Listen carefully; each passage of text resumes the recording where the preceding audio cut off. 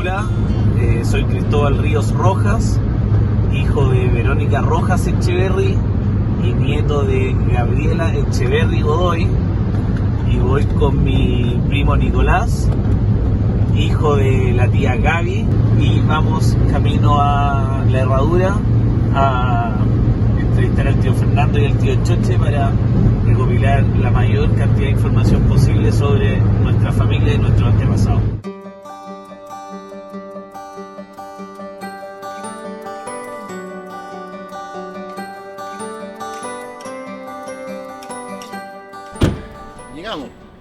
Llegamos, estamos aquí en La Herradura. Yo soy Nicolás González, Sotomayor, y mi quinto apellido Echeverry es Cristóbal Ríos Rojas también Echeverry. Y llegamos acá a conocer un poco el interior de la familia Echeverry con el primo mayor, Fernando Herrera, que nos va a contar un poco la historia de los orígenes en el sur, un poco estas historias trágicas también que han estado siempre presentes. Correcto. Y vamos a ver cómo nos va, porque él va a ser el inicio de esto, después viene Choche y después vienen los otros primos que nos vamos a ir armando la historia de la familia de Echeverry Godoy, ¿cierto? Tanto evento familiar, uno desde chico escucha que el abuelo tanto, que la abuela tanto, que el tío tanto, pero son ideas que quedan ahí medias en el aire. Así que ojalá hoy día poder aclarar en el fondo esta historia y dejar también un legado audiovisual y todo para las próximas generaciones, para que no se pierda. Hay dos cosas que me gustan de esto. Uno es que al ir investigando y cuando veníamos conversando en el auto, como que uno se va de alguna manera también conectando con los muertos.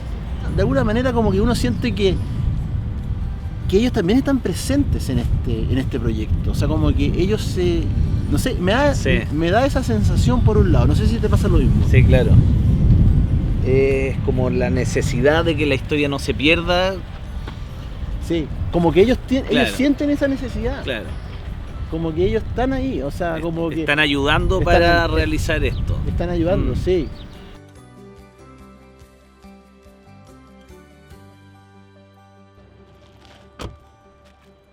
Nicolás González, tantos años sin verte. Vengo a verlo aquí a La Serena. Bueno, a Coquimbo. ¿Cómo está, tío Choche? Tantas lunas. Me gusta verte. Igualmente. Otro que hace tiempo que no lo veía, menos Sí, pues. está ahí como igual a tu padre. Así. Igual. Fernando, tío. El patriarca. Fuerza. Hola. Peñita. ¿Cómo está, hijo? Estamos bienazos. ¿Cómo anduvo el viaje? Bueno. Todo bueno.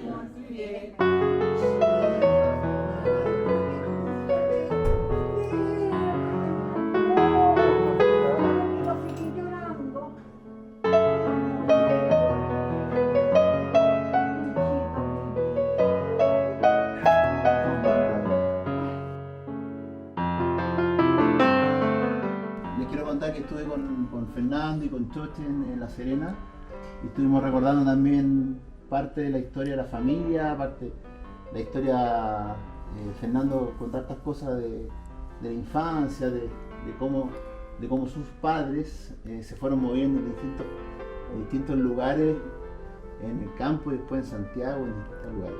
¿Qué le parece esta experiencia que está viviendo ahora? A mí me parece muy interesante porque primero te recuerdas muchas cosas, pero aparte de eso vas a aprender muchas cosas, porque tú tienes una visión y tienes una historia propia, pero y los otros primos, ¿no es cierto?, mayores, han tenido otras experiencias que tú no las viviste.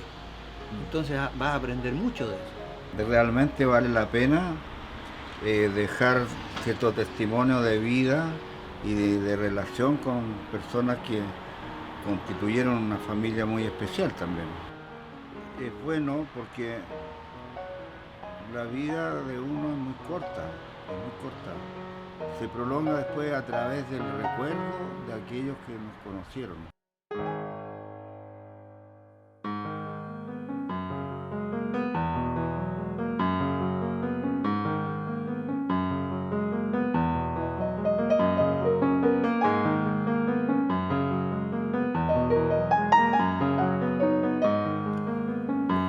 El origen de la familia aquí en Chile parte de Jean-Pierre Echeverri Ortustegui, que llegó con otras personas, llegaron del País Vasco, de un pueblo que se llama Larcebó.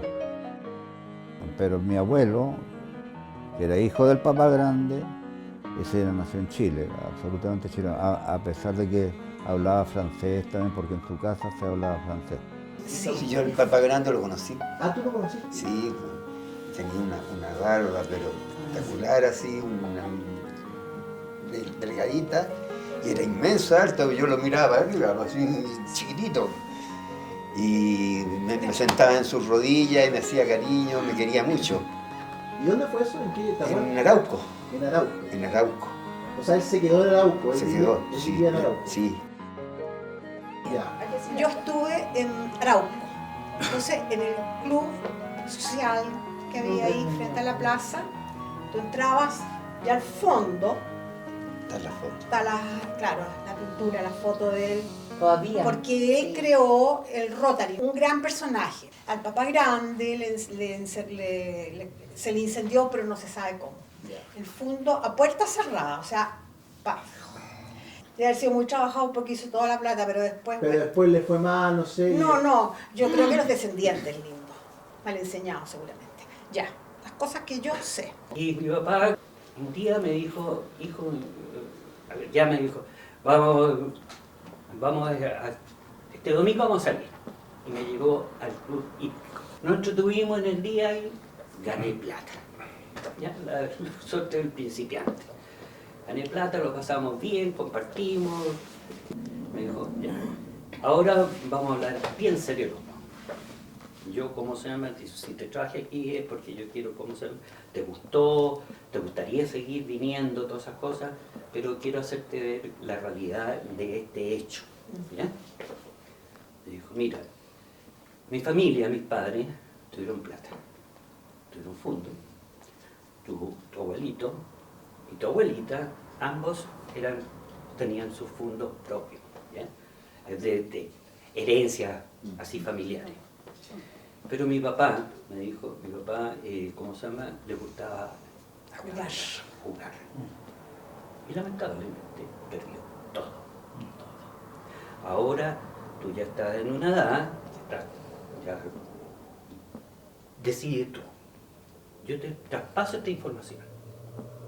Es muy bonito todas esas cosas, pero ojo, pestaña, ceja con la cuestión de los juegos de azar y todas esas cosas que Sí, llevan mi papá. a la vida. Mi abuelita Ina lo perdió también, me lo dijo mi padre. Sí, se lo jugó. Me lo dijo mi padre. Eso. No sé la forma como, pero esos son los juegos de azar.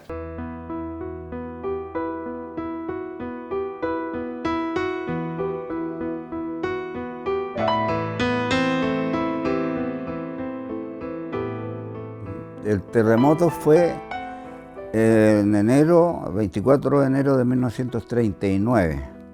Lo que yo sé, quedó, se puede ver en la historia, 20 para las 12 de la noche. Nosotros estábamos en Quirihue, donde vivía mi abuelo con mi abuela normalmente ahí, y lo sorprendió entonces el terremoto a mi mamá, que había ido a pasar unos meses con su papá y su mamá, y me había llevado a mí, había llevado a mi hermano Willy, y lamentablemente vino el terremoto, ahí murió mi mamá, murió una hermana chica, era guagua. Yo todavía no cumplía 2 años, estaba en febrero, cumplía 2 años.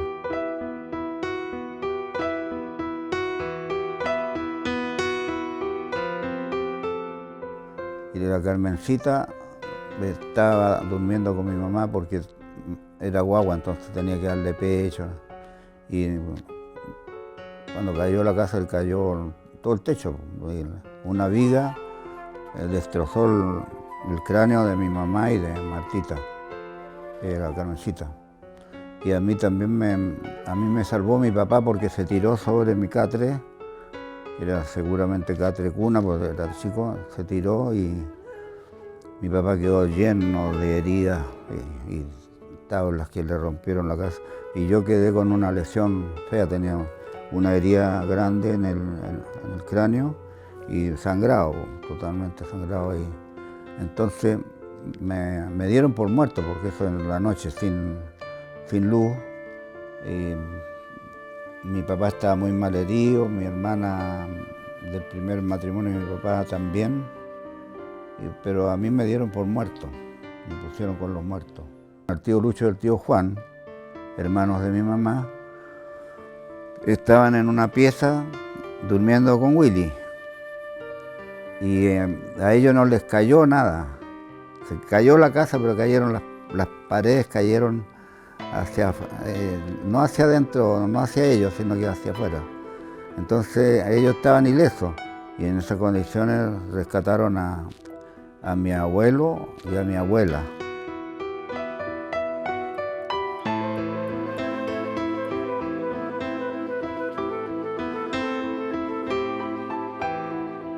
En algún momento el tío Juan, no sé qué le pasó, pero dice que se separó de los demás y fue a donde estaba yo y me miró y me habló, Fernando. Y yo hice un gesto, reaccioné un poco. Que cuando me llamó, porque me decía como, Fernando, despierta, algo así me dijo, fue como una orden que me dio y yo reaccioné.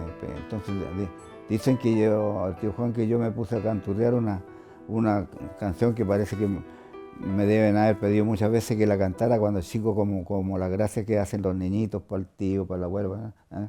Que era pobre pollo enamorado, ¿eh? Bien turbadito, pero cantando eso. Pero parece casi increíble que salir de un estado de que me confundieran con los muertos y reaccionar así. Pero después anduve bien harto tiempo vendado y aturdido, y hasta el día de hoy medio aturdido.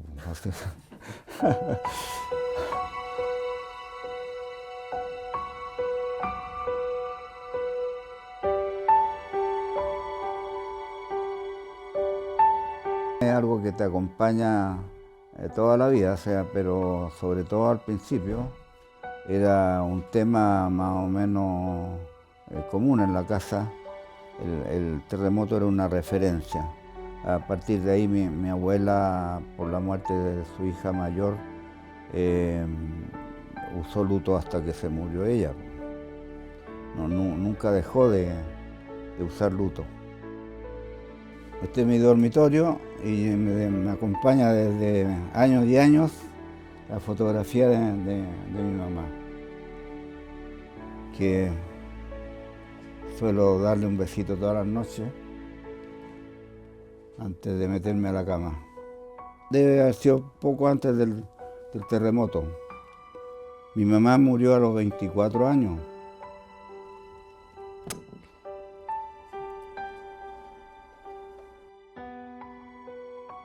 Bueno, esto para mí siempre fue un anhelo. Yo hubiera dado mi vida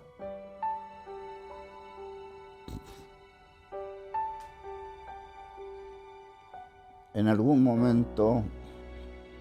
Hubiera querido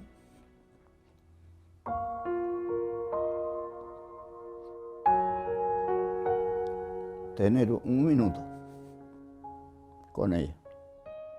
Y para mí, pucha, que era importante haber sentido la presencia directa de mi mamá. Pero cualquier manifestación de afecto, así, de contacto físico, que me diera una mujer un poco mayor, para mí era sentir a mi mamá. la tuve a través del cariño que me tuvieron siempre mi abuela y mis tías, como mujeres, porque también estaban los tíos Lucho y Juan. Nosotros éramos como los sobrinos especiales, porque teníamos esa ausencia y la suplían con mucho afecto. Pero de todos modos la mamá es la mamá. Yo sí es cierto que en el terremoto perdí a mi mamá, pero gané 3 madres más. Mi abuela, la Lela y la Nana, en orden cronológico así.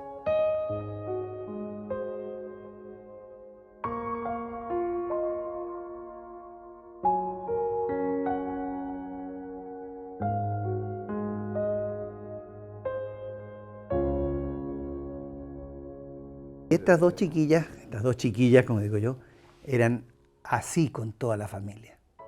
Ellas eran capaces de sacarse las cosas de la boca para estos sobrinos. Eran capaces de hacerlo. Mucha la Lela, divina, divina la Lela. Fue como una segunda mamá para mí, porque yo llegaba a la casa de la Lela y era un hijo más. No sé, me demostraba demasiado cariño. Mucho, mucho, me quería mucho.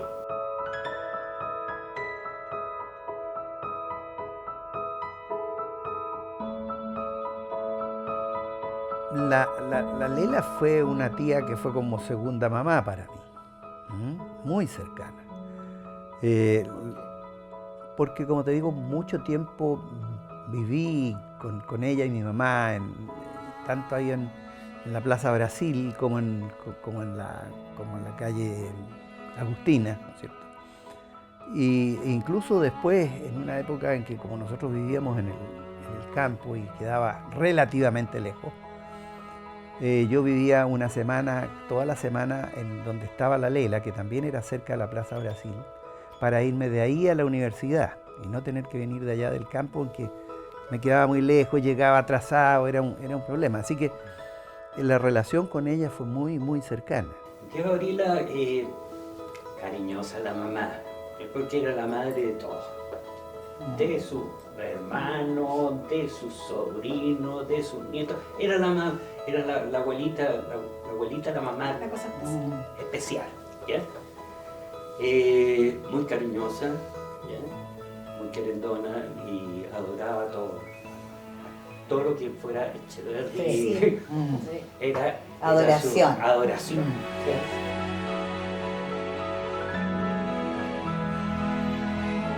El día en Viña, en tu casa, Verónica, yo estaba la Lela ahí, no sé, oye, le digo, ¿supieron que llegó a Colo Colo un primo de nosotros? Ay, no me digas que... Oye, y la Lela empezó a parar en la oreja, ¿sí? Pues, el nombre del... El Diablo Echeverri. Ah, el Diablo Echeverri, y es primo nuestro.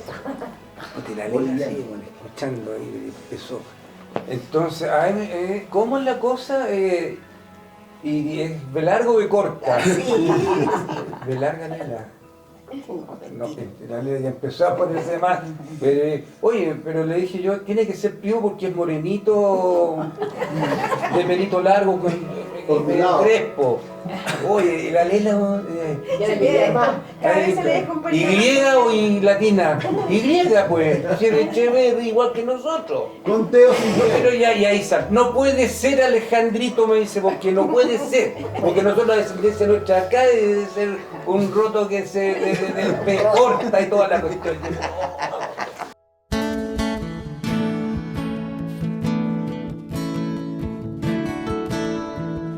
Tía Mariana es una persona, los chiquillos, era muy los chiquillos, cariñosa. ¿cómo se llama? Son los hijos, pero especialísima, ¿ya? Cariñosa, muy reservada, como te dijo la Margarita. Mi tía Mariana no hacía el comentario de nada. Mi mamá no era como la Lela, que era muy sociable y que era como el centro de la unión familiar. Mi mamá era más retraída, más callada. Pero ella amaba a su familia, por sobre todas las cosas. O sea, nadie podía decir nada ni dar una opinión no negativa, pero en contra de algo que dijera de sus hermanos. Mi mamá saltaba como gato. Eran tan unidas, tan hermanables. Ay, mi mamá me decía también, hoy la Mariana es tan buena, es tan buena hermana la Mariana, tan cariñosa, siempre preocupada. Pero te voy a decir algo, de las aguas mansas, líbrame, Señor. La Mariana, de las aguas mansas, líbrame, Señor. Cuando la Mariana se enoja, se enoja. Sí. Es verdad. Sí. ¿Sabes por qué? Porque al choche le pegaba mucho. Cuando era chico, pero con un pañuelo. Esa era la ¿En serio? Es verdad, porque el choche no quería comer, por ejemplo, y mi mamá pescaba el pañuelo, tú voy a matar. Una vez mi mamá, mi papá y todos salimos a vacaciones, entonces mi papá no tenía quien dejar a cargo de la chacra, del campo. Y el tío Lucho era el indicado, así que le hablaron con él y lo dejaron allá en el campo. Cuando volvieron de las vacaciones, mi papá no le gustó como lo había hecho el tío Lucho. Y ahí fue una pelea pero terrible de mi mamá defendiendo al tío Lucho, pero con dientes y muelas. Y mi papá tuvo que morir en la ropa por una cuestión. Mi mamá defendía al tío Lucho a muerte, Claro. y mi papá también decía, pero Mariana, porque no sé qué le dirían. Claro. Pero siempre pasaba lo mismo, y eso me quedó grabado, ¿ah? Pero al Como final, ella defendía a cómo su defendía hermano, al hermano, tío a Lucho, su pero a muerte. hermano.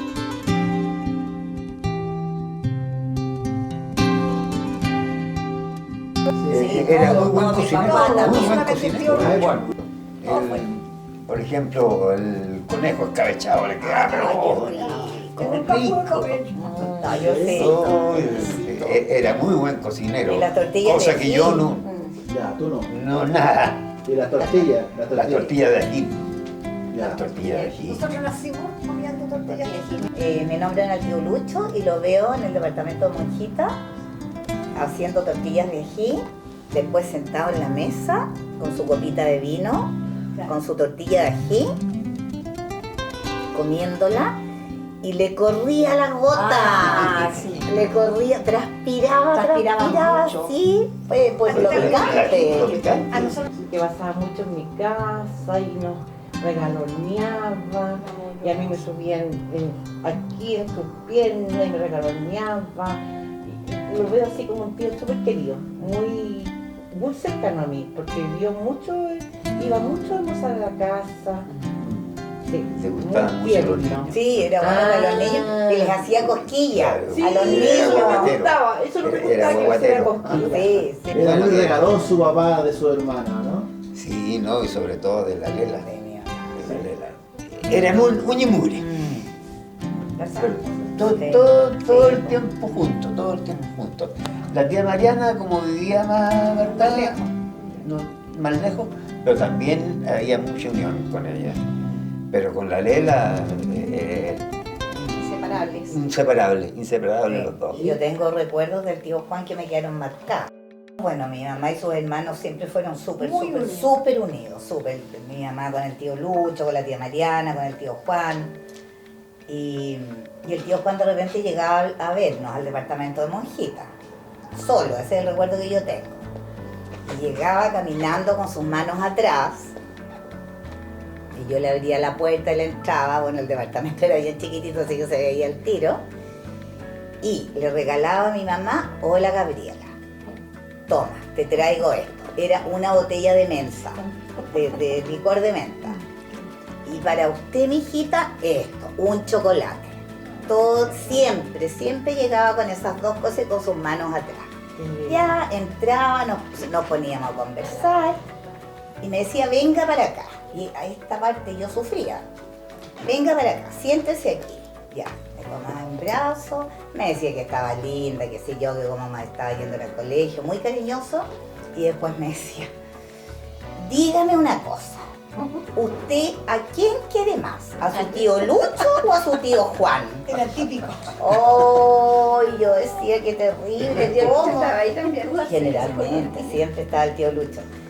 Y yo con el tío Lucho ahí, y yo le decía a los dos igual, no, no me puede decir a los dos iguales, tiene que elegir a uno. Y yo sufría, pero sufría. Después ya cambiaba el tema y todo, pero esos son los dos recuerdos que yo tengo del tío Juan. Muy cariñoso, muy buen hermano, preocupado, cada cierto tiempo llegaba y con sus manos atrás y con los dos regalitos, la botella de menta y el chocolate.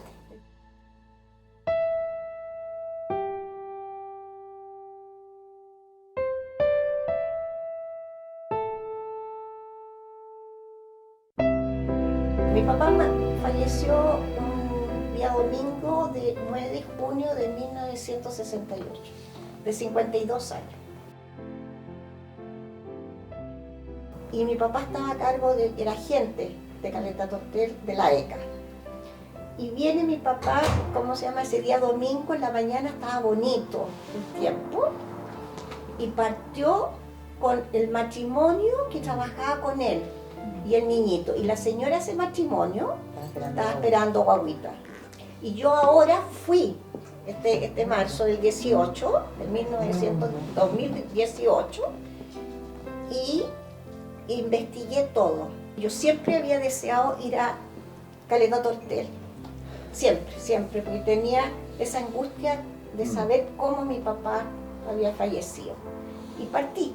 12 días, estuve 4 días en Caleta Tortel averiguando. Están los 2 hijos que encontraron a mi papá. Los vivo. niñitos, los niñitos que lo encontraron. Oh, no me digas. Y los Ya.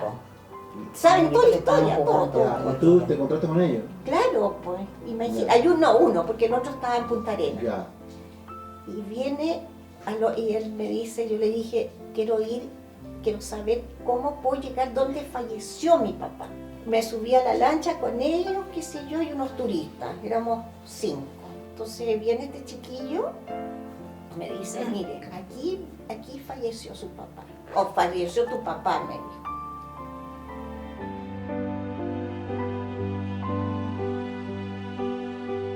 Viene y me hace el recorrido aquí.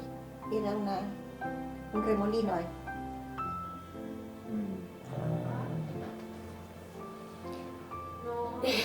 Un remolino ahí. Y viene mi papá ahí, sin saber él. Sin saber él, mi papá, gracias, mijito, se levantó unos metros antes de llegar al remolino y le pide a este señor, al que trabajaba con este joven, le dice, ponle tú que se ha llamado Pedro, déjame, quiero dar yo remar. Pero don Juan, si yo puedo seguir, no quiero remar yo, pásame los remos. Y mi papá, como era grande, iba la señora, el niño, y se dio vuelta el bote. Se le torció el pie. Sí, porque tenía andando a caballo. Se dio vuelta el jovencito del bote, campo, claro, y se da vuelta el bote. Y ahí quedó. Y después le dije, Andy, pero yo muy fuerte, ¿ah? No crean que me emocioné como ahora, no, nada, fuerte. Le dije, quiero que me lleve donde lo encontraron. Y de nuevo le pidió a los turistas permiso si lo podía llevar, porque fue un recorrido más lento, explicándome todo. Por aquí anduvo tu papá, de aquí del mar al río, del río al mar, qué sé yo. Estaba la nena con nosotros viviendo, o pasando los días. Y ahí pasó lo que pasó con el tío Juan. Y yo llegaba al colegio y la nena estaba al lado del parlante, que era muy grande, muy triste y llorando, y a mí me afligía mucho. Y de repente empezaba la noticia de otros temas y aparecía del tío Juan. Y ella era así, esperanzaba. Y después me decía, perrita, 1 mes y 1 día. Perrita, 1 mes y 2 días, y no sabemos nada. Pero yo la vi todo esos meses que no se supo nada al lado de la radio, escuchando a su hermano. Y triste. Y a mí me daba pena. Eran súper unidos. Muy unidos.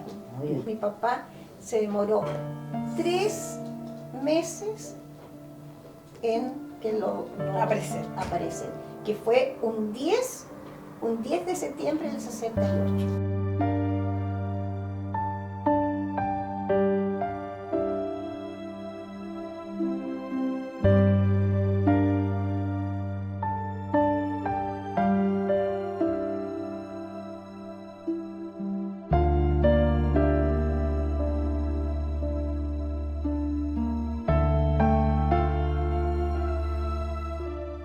familia muy particular porque era una familia donde estaban los abuelos, donde estaban los hijos de esta señora que murió, la hija mayor, que iban a pasar unas temporadas.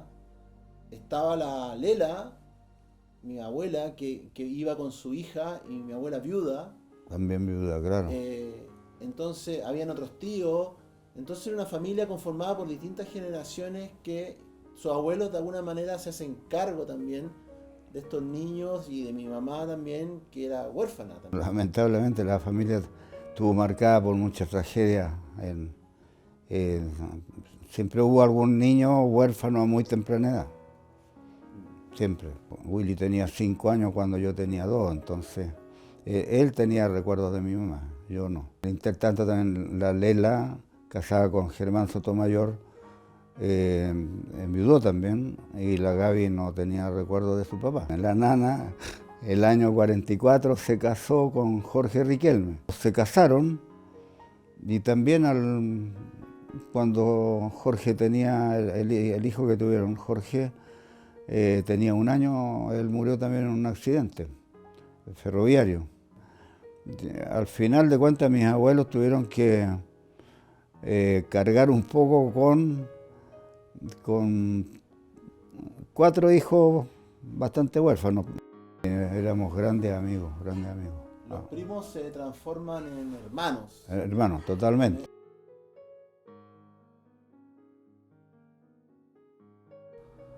Entonces se fueron a Santiago, nos fuimos a una parte que se llama Lobo Valle, que parece que queda por la Gran Avenida. Era una vida bien de campo dentro de la ciudad. A mí me gustaba harto jugar, reírnos con la Gaby, éramos como pequeños niños malos de repente. Y era con mi abuelo, porque mi abuelo dormía siesta con la boca abierta y roncaba. Y nosotros nos entreteníamos en tirarle papelillos así hechos con el diario El Mercurio, se lo tiramos a quien le daba justito a la boca.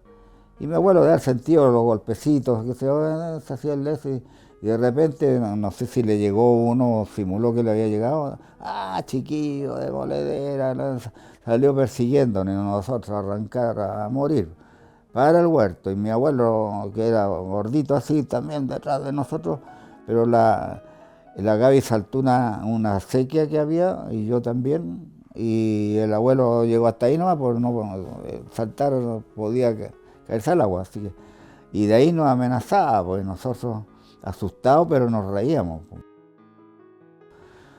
Y ahí se fue muriendo la vida de campo que teníamos ahí en esa parcela.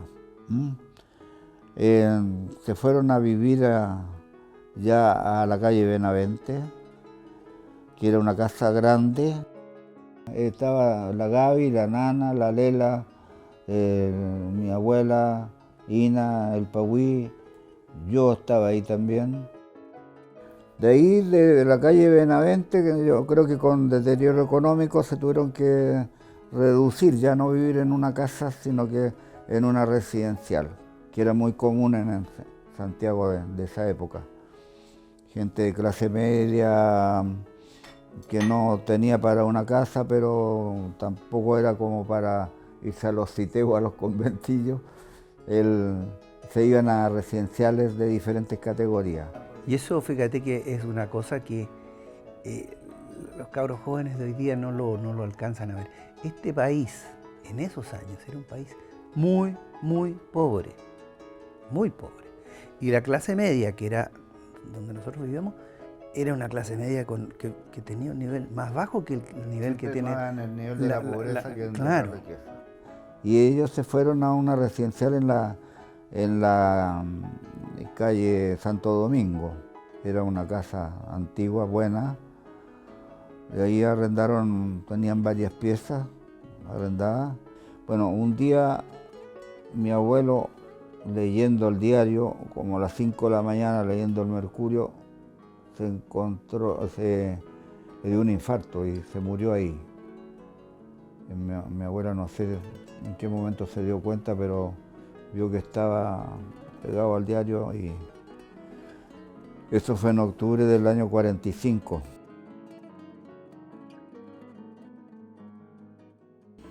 Yo creo que estaba dentro de la guatita de mi mamá todavía cuando se murió el Pagüí. Eso debe haber sido unos 5 meses antes que yo naciera, aproximadamente. Así que de quien recuerdo mucho es de la Ina y de la Lela. Con ellas pasé mucho tiempo de niño. Recuerdo haber estado en una pensión, o en una, ¿cómo se llama?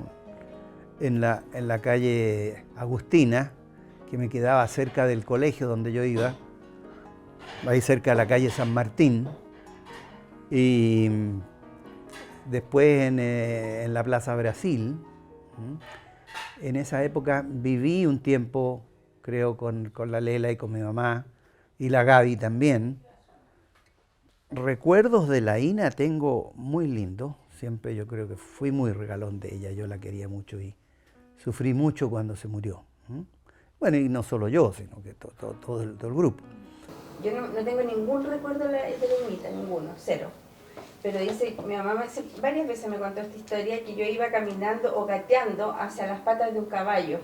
Y la Inita usaba bastón porque ella estaba viejita, no sé, a lo mejor era mucho menos que yo, pero en esa época era muy viejita. Y cuando me ve, dice mi mamá que tiró el bastón lejos y corrió a agarrarme en brazos y me sacó muy cerca de las patas del caballo. Y dice que tiró el bastón lejos. Mi mamá dice que quedó pero impresionada porque ella caminaba apenas. Pero el susto de verme que yo iba a este peligro inminente, la hizo hacer eso. Y un día que debe haber sido un día domingo seguramente, porque estaban preparando un buen almuerzo, ella vio por la ventana que venía Willy, que no lo veía hacía tiempo porque Willy trabajaba aquí en el norte. Entonces el Wilito dijo, y se apuró y empezó a bajar la escala y se fue abajo. Se dio sus cuantos peldaños sentada, y ella lo que más le preocupaba, que los huevitos, porque se los traía en el bolsillo del delantal. Y que pues estaba quebrada con la cadera. De ahí ya no salió más de la cama. De ahí no salió más. De ahí estuvo en cama y de a poco se fue complicando y finalmente hasta ahí nomás le llegó.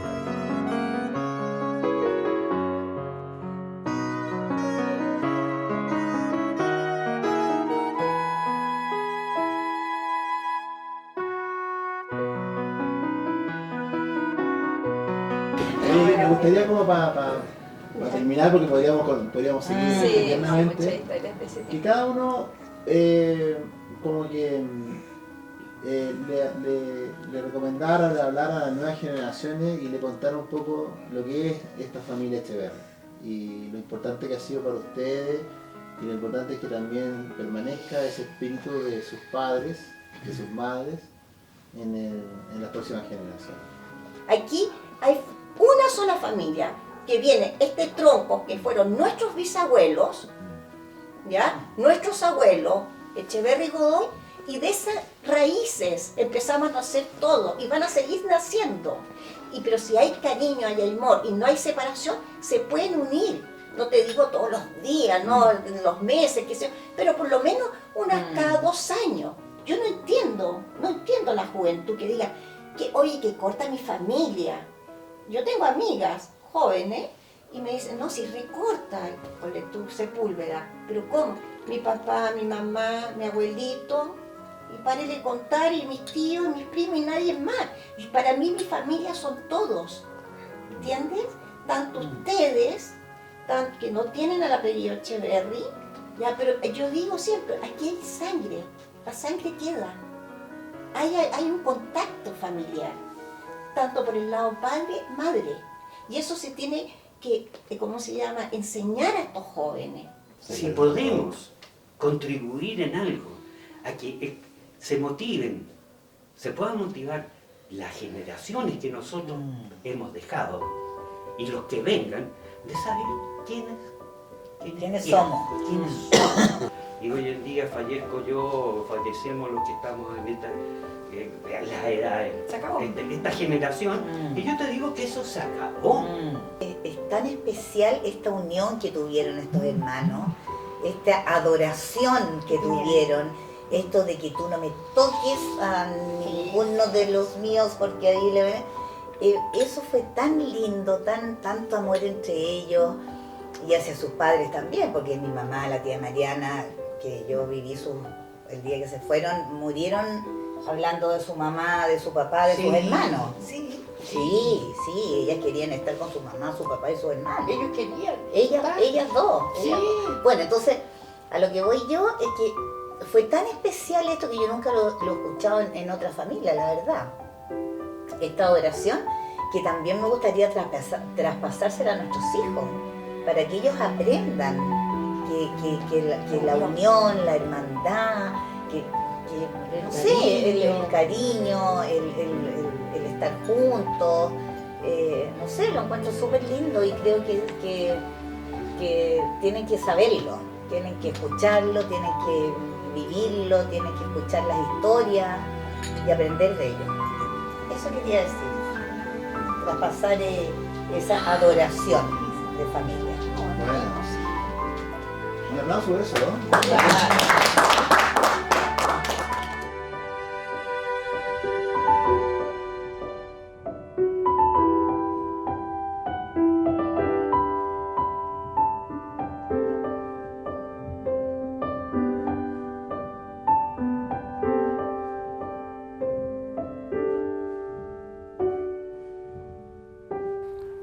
Así, poco a poco, cada uno de mis primos fue aportando descendencia y en la actualidad ya somos una numerosa familia que hoy, reunidos aquí, alzamos nuestras voces de alegría y damos gracias a Dios por habernos dado la vida y habernos regalado la convivencia con aquellos que ya no están, con aquellos que sí están y por aquellos que vendrán.